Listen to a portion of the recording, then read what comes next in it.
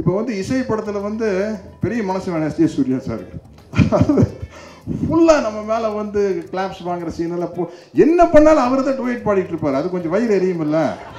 எப்படி குஷ்பு, பானுப்பிரியா, கௌதமி, சுகன்யா, மீனா எப்படி ஆர்டிஸ்ட்டு இவங்க கூட எல்லாம் டுவேட் பாட்டி என்னதான் கேரக்டர்னால வேற ஒருத்தன் வந்து டுவேட் போடுறான்றா. டேய் ஒரு புது பொண்ணு ஒரு மல்லிகான்னு ஒரு கேரளாலேருந்து ஒரு ஆர்டிஸ்ட் வந்து நான் ஒரு படத்தில் சார் ஐயோ சார் எந்த அம்மே உங்கள் படத்தை 100வது நாள் பார்த்து வேடிச்சு போய் இப்போ பக்கத்தில் இருக்கிற என்ன நினைப்பாங்க, ஓ இவங்க அம்மா ஸ்கூலில் படிக்கிற காலத்தில் இவன் நடிச்சிருக்கானா.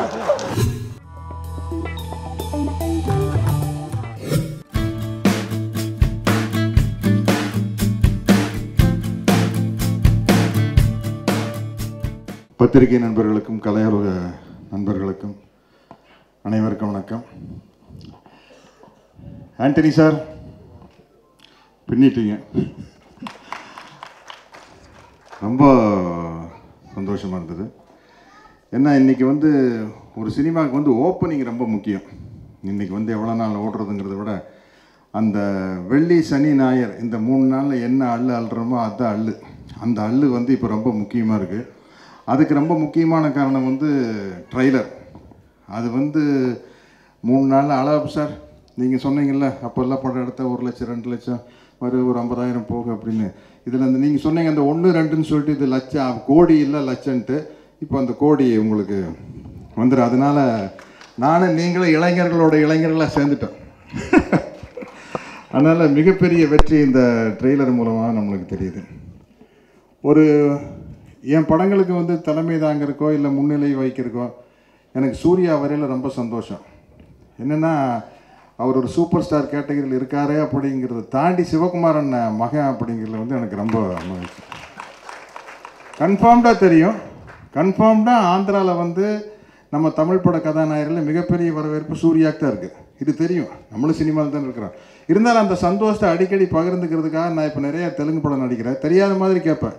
பாகுபலியில் நடிச்சிருக்கல பிரபாஸ் எல்லாம் அங்கே இருப்பாங்க. சார் எப்படி சார் இங்கே தமிழ் படம்லாம் டப்பிங் பண்ணால் எப்படி சார் போகுது? நல்லா போகுது சார். இங்கே யார் சார் தமிழ் பட ஹீரோக்கு நல்லா மார்க்கெட்டு? சார் சூர்யாக்கு தான் சார். தெரியும் வேணா கேட்குறது ஒரு சின்ன சந்தோஷம். மறுபடியும் அங்கே எங்கேயாச்சும் போவோம். அங்கே இப்போ ஒரு மகேஷ் பாபு படத்தில் நடிக்கிறேன், இந்த ராம்னு அங்கே ஒரு பெரிய ஹீரோ வருவார். அங்கேயும் இதே கேள்வி தெரியும், மனசுக்குள்ளே தெரியும் சூர்யா பேர் தான் வரணும். சார் இங்கே எப்படி சார் தமிழ் படம் நல்லா ஓடுமா சார்? ஓடு சார். இங்கே எந்த ஹீரோ சார் நல்லா சார்? சூர்யா தான் சார் அப்படின்னு ஒரு சந்தோஷம். இந்த சந்தோஷத்துக்காகவே இதே கேள்வியை திரும்ப திரும்ப கேட்குறது அதில் ஒன்றும் தப்பு இல்லை. நான் என்ன அந்த காலத்தில் சிவகுமாரன் கூட டெய்லி ஷூட்டிங் கிளம்பி போயிடுவேன். அந்த ஃபியட் அளவு பண்ண 70-80 ப்ளூ கலர் ஃபியட்டு வேல் மாட்டிருக்கும்ல. போனால் அவர் பயங்கர சிவாஜி சார் ரசிகர். போனால் டெய்லி அங்கே அப்போல்லாம் வந்து 3 நாளைக்கு ஒரு படம் ஷூட்டிங் நடந்துகிட்டே இருக்கும். டெய்லி அங்கே இருக்க ஹீரோயின்கிட்ட டைரக்டர்கிட்ட சிவாஜி சார் வசனத்தை பேசி கேட்டே இருப்பேன். நான் அதை வந்து ஒரு 100 தடவை கேட்டிருப்பேன் கந்தன் கரணி வசனத்தில். இருந்தாலும் சிவகுமாரன் ஏன்னா அதில் ஒரு சந்தோஷம் இருக்குது. அது மாதிரி இந்த ட்ரெய்லர் இந்த படத்தை வந்து ஃபஸ்ட்டு ஏஎல் விஜய் சார் எனக்கு ரொம்ப ரொம்ப பெரிய இயக்குனர் அப்படிங்கிறதையும் தாண்டி தலைவா படம் நடிக்கல ரொம்ப ஒரு ஃப்ரெண்டு ஒரு தம்பி மாதிரி ஆகிட்டார். அவர் இந்த ஷட்டர் படத்தை ஒரு ரீமேக் பண்ணுறோம் அப்படின்னு அனுப்புனார். பார்த்தப்போ ஃபஸ்ட்டு இந்த கதையை பார்த்தப்போ எனக்கு மிகப்பெரிய அதிசயம். Joy Mathew sir hats off. ஏன்னா இப்படி ஒரு கதையை எப்படி கன்சீவ் பண்ண முடியுது? நான் நடிச்சதுக்காக பேசலை. இந்த படம் ஷட்டர் படத்தை பார்த்தவங்களுக்கு தெரியும், பார்க்க போகிறவங்களுக்கு தெரியும் இப்படி ஒரு கதையை வந்து அவர் கன்சீவ் பண்ணாருன்னா இப்போ அவர் பேசும்போது தெரிஞ்சுட்டு அதுக்கு அவர் எவ்வளோ பெயின் எடுத்துட்டார் அப்படின்னு. படம் பார்த்து மறந்துட்டேன். என்னையா இப்படி ஒரு சப்ஜெக்டு, அந்த சப்ஜெக்டை பற்றி எஸ் ஜே சூர்யா சார்கிட்ட சொல்லி கேட்டுறேன். இசை படத்தினுடைய ஷூட்டிங் அப்போ சார் சூர்யா சார் இப்படி ஒரு கதை அப்படின்னு அவர் அவுட்லைனை கேட்டு என்ன சார் தயவுசெய்து மிஸ் பண்ணிடாதீங்க சார். யார் ஆண்டனி டைரக்ட் பண்ணுறாரு சார், கேமரா வந்து எம்எஸ் பிரபு சார் பண்ணுறாரு, இப்படி யூகி சேது டைலாக் எழுதுறாரு சார், பிரமாதமான டீம் சார், மிஸ் பண்ணிடாதீங்க அப்படின்னு சொன்னார். படம் பார்த்தோன்னே எனக்கு என்ன ஒரு சின்ன குழப்பம் வந்துருச்சு. என்னடா நம்ம இந்த கேரக்டர் நடிக்கலாமா, யூகி சேது பண்ண கேரக்டர் பண்ணலாமா, இப்போ வருண்னு நம்ம ஐஸ்வரி வேலைன்னு பேரன் அது பண்ண முடியாது, அது கொஞ்சம் youth character. Yugi Sethu sir இல்லை இருந்தாலும் கூட அதில் வயசு பிரச்சனை இல்லை. ஆட்டோ டிரைவருங்கிறத அந்த கதையில் என்ன பண்ணுறாருங்கிறத பிரச்சனை, வயசு பிரச்சனை இல்லை. இதில் எந்த கேரக்டர் ஸ்கோர் பண்ணணும் திங்க் பண்ணிட்டு இருக்கல. இன்னொரு பெரிய அதிர்ச்சி, அதை நம்ம ஒன்றுமே செய்ய முடியாது. இது எல்லாத்தையும் தாண்டி இந்த படத்தில் ஹீரோயினாக பண்ணுற இப்போ வந்து அனுமோல், அவங்க அனுமோல் தான் இப்போ படத்தில் பேர். சரி, அப்போ யார் ஹீரோயின் தெரியல. என்னடா இது எல்லாத்தையும் தாண்டி ஒரு ட்ராமாட்டிக் த்ரில்லர். நீங்கள் தான் கரெக்டான பேர் சொன்னீங்க, ட்ராமாட்டிக் த்ரில்லர். இது என்ன ஜானரில் கொண்டு போய் சேர்த்துன்னு எனக்கு தெரியல. Dramatic thriller. சரி, நம்ம எதுக்கியா யூகி சேது சார் கேரக்டராக இந்த கேரக்டர் குழப்பம் பண்ணோம். எப்படி இருந்தாலும் இந்த படம் வரல. இப்போ அவங்க அனுமோல் நடிச்சிருக்கிற கேரக்டர் ஸ்கோர் பண்ணிடுமே, நம்ம நடிக்கலாமா வேண்டாமா? ஏன்னா நான் வந்து கேரக்டர் ரோல் பண்ணிட்டு இருக்கிற படங்கள்லேயே ஒரு ஹீரோக்கு ஈக்குவலாக எனக்கு பேர் வந்துடும். இப்போ தலைவா வந்து இன்றைக்கி ஒரு அவ்வளோ பெரிய ஆர்டிஸ்ட்டு விஜய் தம்பி இருந்தாலும் அவருக்கு ஒரு நல்ல பேர் எனக்கு வரும். வருத்தப்படாத வாலிபர் சங்கம், ராஜா ராணி, இப்போ ரிலீஸ் ஆன பாகுபலி, இப்படி எல்லாத்துலேயும் வந்து எனக்குன்னு ஒரு தனி பேர் வரும். இப்போ நான் வந்து ஒரு கதையின் நாயகனாக நான் மட்டும் ஹீரோன்னு சொல்ல முடியாது. இதில் இருக்கிற எல்லா கேரக்டர் ஹீரோ தான். அதனால தான் நான் யூகி சேது கேரக்டர் பண்ணுமா, அவர் வருண் கேரக்டர் பண்ணுமாங்கிற அளவு குழப்பம். அப்படி ஒரு காலம். எல்லாத்தையும் மீறி இந்த ஹீரோயினுக்கு பேர் வந்துச்சுன்னா என்ன பண்ணுறது? இப்படி ஒரு குழப்பம். சரி, அப்போ என் பொண்ணும் சிபியும் தான் சொன்னாங்க, திவ்யா சிபியும் சொன்னாங்க, இங்கே பாருங்கள், இப்போ நீங்கள் என்ன தான் கேரக்டர் ரோல் நடிச்சிட்டு இருந்தாலும் ஒரு படத்தில் ஒரு நீங்கள் தான் இம்பார்ட்டண்ட் அப்படிங்கிற ஒரு படம் வர்றது இன்றைக்கி உங்கள் வயசுக்கு கொஞ்சம் கஷ்டம். ஏன்னா அப்படி ஒரு சூழ்நிலை இந்தியன் சினிமாவில் கிடையாது. அமிதாப் பச்சன் சாருக்கு மட்டும் நடந்துகிட்ருக்கு. ஏன் இந்தியன் சினிமாவில் கிடையாதுன்னா இங்கே டூயட்டுங்கிற ஒரு பெரிய பிரச்சனை இருக்குது. அதுதான். இல்லாட்டி வந்து நீங்கள் சும்மா ப்ரூஸ் வில்லிஸையும் டென்சல் வாஷிங்டன், மார்கன் ஃப்ரீமேன் எல்லாம் நினச்சிக்கிட்டு இந்த வயசில் ஒரு ஓமர் முக்தார், ஆண்டனி குயின் எல்லாம் நினச்சிட்டு இந்த பிரயோஜனம் இல்லை. அப்படி ஒரு சூழல் இங்கே கிடையாது. இங்கே அப்படி ஒரு சூழல் கிடையாது. அது அமிதாப் பச்சன் சாருக்கு மட்டும் எப்படி அமையுது இருக்கு பிரமாதமாக. இப்போ வந்து இசை படத்தில் வந்து பெரிய மனசு வேணும் எஸ் ஜே சூர்யா சாருக்கு. ஃபுல்லாக நம்ம மேலே வந்து கிளாப்ஸ் வாங்குற சீனெல்லாம் என்ன பண்ணாலும் அவர் தான் டுவேட் பாடிட்டு இருப்பார். அது கொஞ்சம் வயிறு எரியும் இல்லை?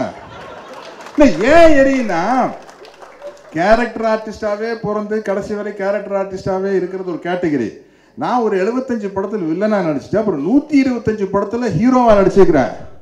எப்படி குஷ்பு, பானுப்பிரியா, கௌதமி, சுகன்யா, மீனா, எப்படி ஆர்டிஸ்ட்டு இவங்க கூட எல்லாம் டூயட் பாட்டு என்னதான் கேரக்டர்னால வேற ஒருத்தன் வந்து டூயட் போடுறான்டா அப்படிங்கிற வந்து அது கொஞ்சம் இடிக்கும். அதனால தான் சில நல்ல நல்ல ஆஃபர் வரையில் வந்து நான் விஷயங்களை மிஸ் பண்ணுறது. கௌதம் மேனன் சார் கூட ஒரு 2 நல்ல ஆஃபர் இருந்தார். அது இதுதான், இந்த அரிப்பு தான், இந்த ஈகோ தான், இந்த ஹீரோவை நடித்து தொலைச்சனால வந்த பிரச்சனை. இதை தாண்டி வந்து சரி ஒரு இம்பார்ட்டன்ட் ரோல் நடிக்கிறோம், அதில் வந்து ஒரு லேடி ஆர்டிஸ்ட் பேர் தட்டிட்டு போயிருமே அப்படின்னு. அப்போ யார் ஆர்டிஸ்ட்னு கூட தெரியல. அதுக்கப்புறம் பெரிய பெரிய ஆர்கியூமெண்ட், இந்த கேரக்டர் யார் பண்ணுறாங்கன்னா பல பேரை சொல்கிறோம். கடைசியில் விஜய் சார், ஆண்டனி சார்லாம் டிசைட் பண்ணி அனுமோல்னு அவங்கள செலக்ட் பண்ணாங்க. பிரமாதமாக நடிச்சிருக்காங்க. அவர் என்ன இவ்வளோ சூப்பராக நடிக்கிறாங்க கேட்டப்போ அவங்க ஏதோ மலையாள படத்தில் நடித்து அவார்டுகளெல்லாம் வாங்கியிருக்காங்க போல. இந்த சீக்கிரத்தில் நமக்கு தெரியல. அப்படி வந்து இந்த படம் வந்து உருவாகி இது வந்து ஒரு அதாவது ஒரு ஒரு ஒரு சின்ன இடத்துல இது வந்து எம்எஸ் பிரபு மாதிரி ஒரு கேமராமேன் சார் இருந்தால் தான் பண்ண முடியும். இதுக்குள்ளே ஒரு த்ரில்லிங் கொடுத்த அந்த ஒரு டைட் ஸ்கிரிப்டு. ரொம்ப எனக்கு சந்தோஷமான விஷயம் வந்து இப்போ என்ன மாதிரி பல வருஷமாக ஒரு 38 வருஷம் ஆச்சு, 200 படத்துக்கு மேலே ஆயிடுச்சு. ரொம்ப வருஷமாக குப்பை கொட்டிக்கிட்டு இருக்கிற நடிகனை சும்மா விட்டேன்னு வச்சிங்களேன், அவன் இஷ்டத்துக்கு நடிச்சு கெடுத்துருவான். அதை எங்களை கைட் பண்ணுறதுக்கு ஒரு ஆள் வேணும். இசையில் வந்து அவ்வளோ நல்லா இருந்தது பெர்ஃபார்மன்ஸ்னால் அங்கே எஸ் ஜே சூர்யா இருந்தார். இன்றைக்கி பாகுபலியில் வந்து கட்டப்பான பின்னாடி ராஜமௌலி. இல்லாட்டி நம்ம விளையாட்டுத்தனமாக அப்படியே இருந்துட்டு அது ரொம்ப விளையாட்டு புத்தி எனக்கு அதிகம். ஸோ லொக்கேஷன் ரொம்ப ஜோக் அடித்து சிரிச்சுட்டு ஒரு 2-3 நாள் பார்த்துட்டு கேரக்டர் ஒரு சீனியர் ஆர்டிஸ்ட்னு இப்போ பார்த்தாரு. அப்புறம் ராஜமௌலி தனியாக ஒதுக்கிட்டு போய் சார் ரொம்ப ஜோக் அடிச்சு வச்சுருக்கீங்க சார், ரொம்ப முக்கியம் சீரியஸான படம் சார் அப்படின்னு கெஞ்சல் நிலைமை கொண்டு வந்துட்டேன் இந்த படத்தில். அதுதான் பிரச்சனை நம்மக்கிட்ட. அப்படி இருக்கல எடிட்டர் ஆண்டனி வந்து அவர் இன்னைக்கு இந்தியாவில் பெரிய எடிட்டராக இருக்கார். கௌதம் மேனன் சார் படம், எஸ் ஜே சூர்யா சார் படம், சங்கர், நம்ம கேவி ஆனந்த் சார் படம் எல்லாம் அவர் தான் பண்ணுறாரு. பட் இருந்தாலும் கூட டைரக்டராக வந்து அவர் புதுசு. இருந்தாலும் கூட கொஞ்சம் கூட அவர் தயங்காமல் என்கிட்ட வந்து நடித்து காட்டினார். நான் அப்படியே பாட்டிருந்தேன். என்னை பார்க்க வந்த வேற ஒரு ப்ரொடியூசர் கூட சார் என்ன சார் உங்களுக்கு போய் அவர் நடிச்சு காட்டிருக்காரு அப்படின்னு. இல்லை அதுதான்ப்பா நல்லது. அப்போ தான் வந்து வித்தியாசமாக நம்ம வந்து நம்மளை புதுப்பிச்சுக்கிட்டே இருக்கணும். அப்டேட் பண்ணுறன்னு ஒரு விஷயம் இருக்குது பார்த்தீங்களா. அந்த அப்டேட் பண்ணாத கலைஞன் காணாமல் போயிடுவான். நாங்கள்லாம் பாருங்கள், உலகத்துலேயே அருவருப்பான வார்த்தை என்ன தெரியுமா? நாங்கள்லாம் அந்த காலத்தில் அப்படிங்கிறதாங்க ஒரு மனசனை நாசமாக்குற ஒரே வார்த்தை. சார் அந்த வால்டர் வெற்றிவேல்ல டேய் அதுதான் முடிஞ்சு போச்சாடா, 20 வருஷம் ஆகி போச்சு. அமைதிப்படையில் வந்து அந்த சேரில் பாரு வாங்க போற, அது பார்த்தாச்சு, கைதட்டியாச்சு, முடிஞ்சாச்சு. இப்போ நீ என்ன சொல்லு? இப்போ சத்யராஜங்கிற யார்? அதை சொல்லு. அதை சொல்லிட்டே இருந்தோன்னு வச்சுக்கலாம், சினிமாவில் இருந்துகிட்டே இருக்கலாம். அதை சொல்ல வைக்கிறதுக்கு நம்மளை விட வயசு குறைவானவங்களையும் நம்மளை விட ஜூனியர்களையும் நம்ம அனுமதிக்கணும். ஒரு எடுத்தது ஆண்டனி சார் நடிச்சு காட்டுறேன்னா அதை வந்து உன்னிப்பாக பார்க்கணும். அப்படின்னு பார்க்கக்கூடாது. என்னமோ சரி, அவர் என்னமோ ஃபீல் பண்ணுறாருல, அதை உள்வாங்கி அப்படியே பண்ணாதான் நிற்கும். அப்படியே தான் நான் பண்ணியிருக்கேன். இதில் ஒவ்வொரு சின்ன சின்ன அசைவும் அவர் சொன்னது தான். நம்ம வந்து அந்த விஷயம் மட்டும் பார்க்காம இருந்தாலே வந்து சினிமாவில் மட்டும் இல்லை, வாழ்க்கையிலையும் வந்து நீங்கள் வந்து கண்ணு, காது, மனசு எல்லாத்தையும் திறந்து வச்சா தான் புதுசாக விஷயத்தை உள்ளே வரும். அது இல்லாமல் இதுதான் அப்படின்னு க்ளோஸ் பண்ணிட்டீங்கன்னு வச்சுங்களேன், அது வந்து நீங்கள் ஒரு ஆறாக இருந்தால் தான் வளர முடியும். ஒரு தேங்கின குட்டையாகிட்டிங்கன்னா அந்த கொசு பூச்சி வந்து குட்டைக்குன்னு நல்லதில்லை, சுற்றி இருக்கிறது நல்லா இருக்காது. அதனால் நான் ஒரு குட்டையாக இருக்க விரும்புகிறேன், நான் ஒரு ஆறாக இருக்கிறத விரும்புகிறேன். அப்போ தான் பயணம் தொடர்ந்து போயிட்டே இருக்கும். எப்பவுமே ஒரு வித்தியாசமான முயற்சிக்கு வந்து முதல் ஆதரவு ப்ரொடியூசர்கிட்ட தான் இருந்தால் வரணும். அது வகையில் அழகப்பன் சார் வந்து அப்போவே பல புதுமைகளை பண்ணியிருக்கார். புதுமையான அழகப்பன் சாரும் சாம்பால் அவர்கள், எனக்கு பால்னொன்னு பெரிய குழப்பமாயிட்டேன். ஏதாவது உங்கள் பிரதர் எல்லாம் சாம்பால் அப்படின்ட்டு அவர் வந்து என்ன ஒரு 16 வயதுலேன்னு ஒரு கதையை பாரதி ராஜா சார் எடுத்துகிட்டு போகிறது முக்கியம் இல்லை. அப்போது ஒரு துடிப்புள்ள இளைஞர் பாரதி ராஜா கொண்டு போயில அது ராஜ்கண்ணுங்கிற ஒரு தயாரிப்பாளர் வந்து பணம் போடுற தயாரிப்பாளருக்கு தைரியம் வேணும். இதில் வந்து ஸ்கோர் பண்ணலாண்டா, அடிக்கலாண்டா அப்படின்னு நினச்சா தான் நமக்கு ஒரு 16 வயதில் கிடைக்கும். இதில் ஸ்கோர் பண்ணலான்னு ஒரு தயாரிப்பாளர் நினச்சா தான் உதிரிப்பூக்கள் கிடைக்கும், முள்ளுமலரம் கிடைக்கும், ஒரு 3ஆம் பறி கிடைக்கும், அழியாத கோலங்கள் கிடைக்கும், இல்லாட்டி கிடைக்காது. அதனால் வந்து இப்படி ஒரு புதிய முயற்சிக்கு சப்போர்ட்டாக அந்த ப்ரொடியூசருக்கு என்னுடைய மிகப்பெரிய நான் நன்றியை சொல்லிக்கிறேன். ஏன்னா அது ரொம்ப முக்கியமான விஷயம். அவர் மேடையில் சொன்னார், சத்யராஜுக்கு நான் பயங்கர ரசிகர், என்னை விட எங்கள் அம்மா ரசிகர். இதே பிரச்சனை ரொம்ப நாளாக நடிச்சிட்டு இருந்தேன். ஒரு புது பொண்ணு, ஒரு மல்லிகான்னு ஒரு கேரளாலேருந்து ஒரு ஆர்டிஸ்ட் வந்து நான் ஒரு படத்தை நினச்சேன். சார், ஐயோ சார், எந்த அம்மே உங்கள் படத்தை 100ஆவது நாள் பார்த்து வேடிச்சு போய் இப்போ பக்கத்தில் இருக்கிற என்ன நினைப்பாங்க, ஓ இவங்க அம்மா ஸ்கூலில் படிக்கிற காலத்தில் இவன் நடிச்சிருக்கானா? என்னையா அது, எந்த அம்மே ஸ்கூலில் படிக்கிற 100ஆவது நாள் படம் பார்த்து வேடிச்சு போய் சார். அப்படி இதெல்லாம் தான் இந்த வயசை காட்டி கொடுக்குற விஷயம். ஜாய் மேத்யூ சார் வந்து எனக்கு தமிழ் பேச தெரியும் இருந்தாலும் மேடையில் பேசுகிற அளவுக்கு தெரியாதுன்னு சொன்னார். அது சொன்ன எனக்கு ஒரு சின்ன ஃப்ளாஷ்பேக் ஞாபகம் வந்தது. நான் பூவழி வாசல்லே படம் ஃபாசில் சார் படத்தில் நடிக்கல, கேரளாவில் ஒரு ஃபங்க்ஷன்.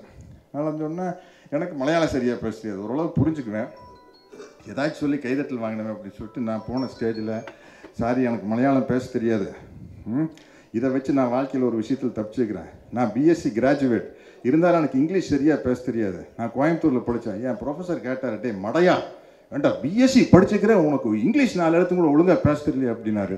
நான் சொன்னேன், சார் கோயம்புத்தூர்லேருந்து பாலக்காடு 40 கிலோமீட்டர்ஸ், எனக்கு மலையாளமே தெரியாது. கோயம்புத்தூர்லேருந்து லண்டன் 4000 கிலோமீட்டர்ஸ், எனக்கு எப்படி சார் இப்படியெல்லாம் பல எஸ்கேப் ஆகி வந்திருக்கிறோம். இப்படி ஒரு நல்ல டீம், எங்கேயோ பேச ஆரம்பிச்சு எங்கேயோ சிரிச்சுட்டு போயிடுச்சு. ஓகே, ஒரு நல்ல டீமில் இருந்தது எனக்கு ரொம்ப மகிழ்ச்சி. என்ன எல்லாம் விஜய் சார் மாதிரி, ஆண்டனி சார் மாதிரி இன்னும் புதுசாக வர டைரக்டர்லாம் வந்து என்னை கைட் பண்ணி, இந்த பையன் சத்யராஜ் ஒருத்தர் 40 வருஷம் கழிச்சு அவசரப்பட்டு பெரிய நடிகளாக நான் கோயம்புத்தூர்லேருந்து சொல்லாமக்கெல்லாம் ஓடி வந்துட்டேன். நீங்கள்லாம் என்னை பார்த்து அப்படியே தள்ளிட்டு போகணுன்னு கேட்டுக்கிறேன். நன்றி, வணக்கம்.